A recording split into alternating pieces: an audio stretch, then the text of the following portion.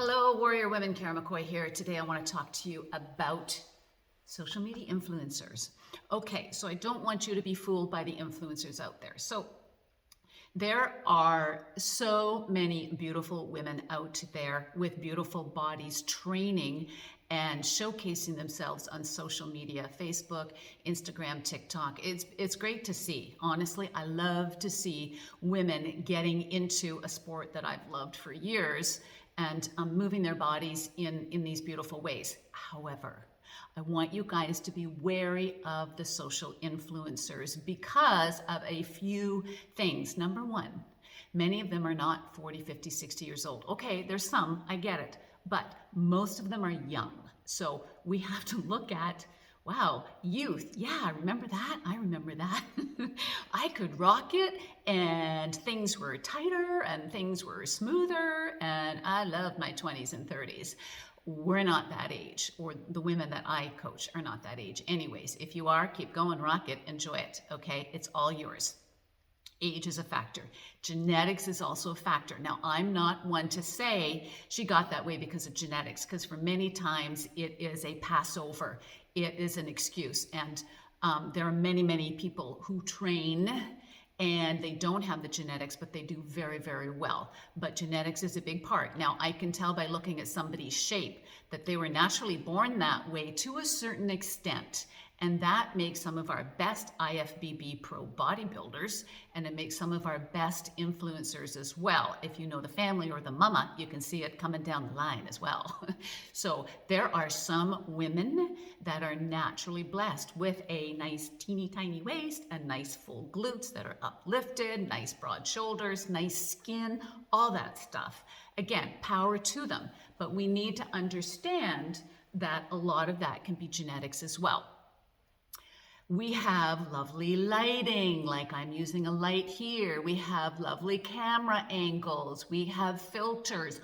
All of that stuff comes into play when they're doing these beautiful videos. So again, we need to kind of disseminate what's real and what's being magnified. Now, I'm in my gym here, and I have halogen lighting, which is it's kind of replicating stage lighting. So when I take on competitors, which I don't do much anymore, but the years I was training competitors, I would bring them in here for posing in their suits because I wanted to see and I wanted them to see, and we've got mirrors everywhere, I wanted them to see what it looks like under stage lighting. It's very, very different.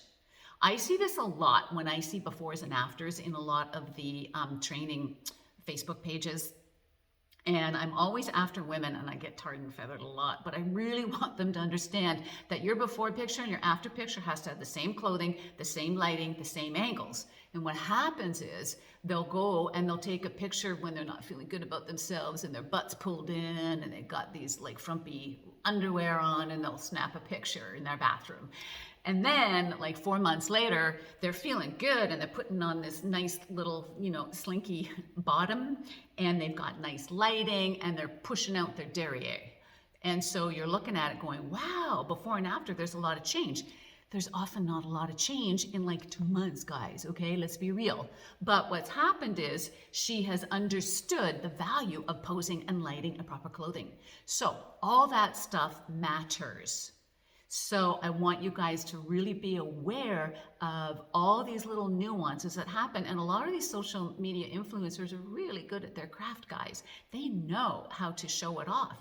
Kudos to them. And I enjoy watching a lot of them doing it because they're just so beautiful to watch, right? And a lot of them have put in a lot of work. The other thing you want to keep in mind, however, again, is that they don't often, it's like in the world of journalism, we would call it sound bites. So it's just like, you take things out of context. You'll take what one person says out of context, and you'll often see this on TV. That's out of context. You didn't hear the whole thing. Well, that's what sound bites visually are. They're just taking a glute exercise, for example, and doing a glute exercise and filming it. But you're not seeing all the other stuff that has to come in to make those glutes look like that. So it's not just that exercise, but this is where sometimes we can be sold on stuff because it's like, wow, she does that, I need to do that to get that. But it doesn't work that way, guys. I had a woman in my program send me a video of a girl who I knew. She was being trained by a fellow coach up island, and I knew of this girl. And she is gifted, she's a hard worker, and she's 21 years old, and she has glutes to die for. And my client said, Karen, we need to put this exercise in to the program because look at her glutes. And I went, oh, here we go again. So we had to have a talk. So again, just start taking things apart. Look at them little bit by little bit and start realizing that there's a lot of parameters at work here. And the final thing I'll say is a lot of these social media influencers are not certified. They don't know proper exercise sequencing. They don't know a lot of how to put together a program. They just have a bunch of random looking good exercises that they can showcase, which will look really good. And that's great. But it's kind of like trying to put together a car engine. You got all the parts laid out on the ground.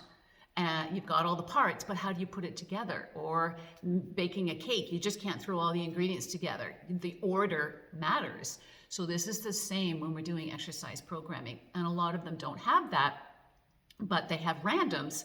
And then a lot of us will take the randoms and say, oh, she's done these 6 exercises for this body part, I'm going to use those. And we're just taking and grabbing and putting it all together, expecting to have a great cake. And it doesn't usually work that way. So I just want you guys to be a little bit aware and recognize you are 40, 50, 60 plus. You are beautiful. You have your own body. You have your own experiences.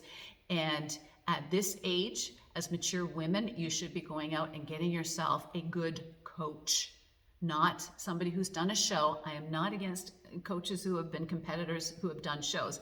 I've done competitions too, but I have been certified and working the coaching for over 20 years. And so it's really important that we look at what is it that I want and pay good value for good results, because that's what mature women do. Because it's just too easy, because information is not transformation. Information is out there for everybody, and you're not just missing that 1 or 2 things. You stop the searching and going, what's wrong with me? Why can't I? Why can't I? Because there's no strategy.